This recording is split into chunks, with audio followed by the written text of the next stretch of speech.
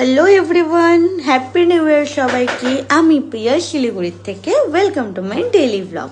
So বন্ধুরা, সবাই কেমন আছো? আশা করি ভালো আছো। আমিও ভীষণ ভালো আছি। তো আজকে কে কোথায় তোমরা ঘুরতে গেছো আমাকে কিন্তু কমেন্টে জানাবে। আমার আজকে আর কোথাও যাওয়া হয়নি, কারণ কালকে রাতে অনেক লেট নাইট পার্টি করে এসেছি বাড়িতে, সেই কারণে আজকে আর বের হইনি। বাট আমি এখন চলে এসেছি মিষ্টি কালুয়ার কাছে।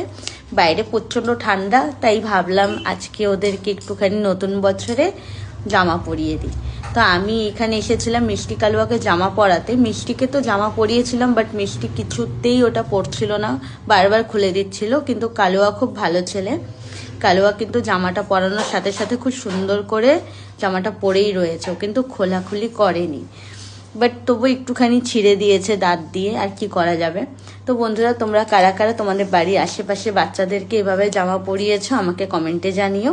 আমার ভিডিওগুলো ভালো লাগলে সবাই একটু সাবস্ক্রাইব করে দেবে। সবাই সুস্থ থেকো, ভালো থেকো, টাটা।